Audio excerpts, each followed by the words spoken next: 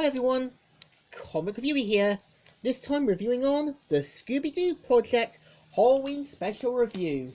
Now, as you know, the Scooby-Doo Project was a Halloween television special that was meant to sort of be its own version of segments that were aired in their complete form, as well as being a sort of marathon event of other Scooby-Doo series like Scooby-Doo Where Are You?, A Pup Named Scooby-Doo, also The 13 Ghosts of Scooby-Doo, and so many other things.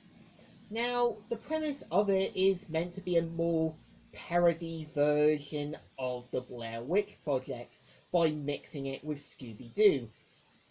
And the premise is meant to feature Scooby and the gang, who are filming a documentary done by Velma, as well as them talking with the locals of Casper County. So given the fact that this is live action, they just gather what people they found on the streets, at their houses, to kind of do the kind of documentary about them talking about the different ghosts.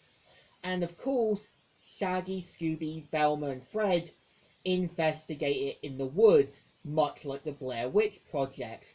And much like the Blair Witch Project, ends up with them getting lost, eventually finding the sort of ghost and monster, and at the same time, they kind of have this thing where they are kind of jerks to each other.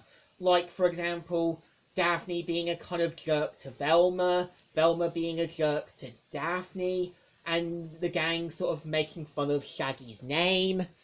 And really, it's kind of a realistic thing that sometimes not everyone is going to give you a break. You're always going to be kind of seen as a bit of a victim. You're always going to be seen as a mocking tool.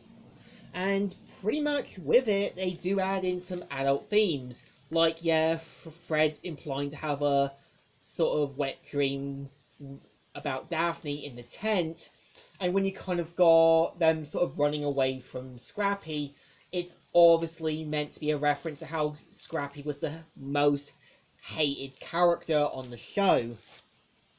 And I think what's even surprising is that the ending sort of implies they've got killed off, and leaving you that message that the gang just got murdered. And there was an extended ending where they captured the culprit, who was just basically an unnamed live-action man, and basically, by the end of it, they end up meeting the real monster, ending it there and there. And just sort of leaving you that message that they disappeared, and kind of implying they got killed. And what's interesting is, it does bring Scott Lins back to doing Scooby, Shaggy and Scrappy. Frank Walker does return for Fred. BJ Wall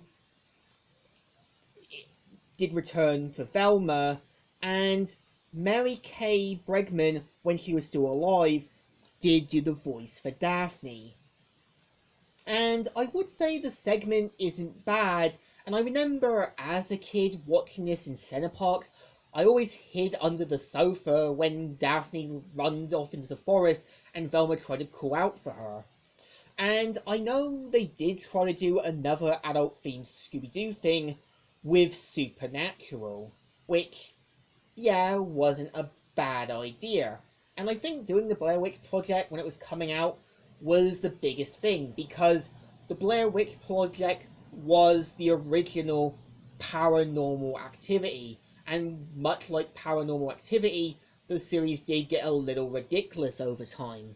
So I kind of feel with the live action segments, they do actually do a good job by mixing it with the animated ones. And when you kind of see the characters breaking down, starting to go at each other's throats, it's a realistic thing that real people tend to do. And I think they do it well.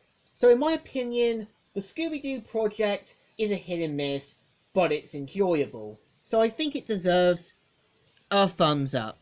Still good, and still alright. So, Comic Reviewer here, signing out.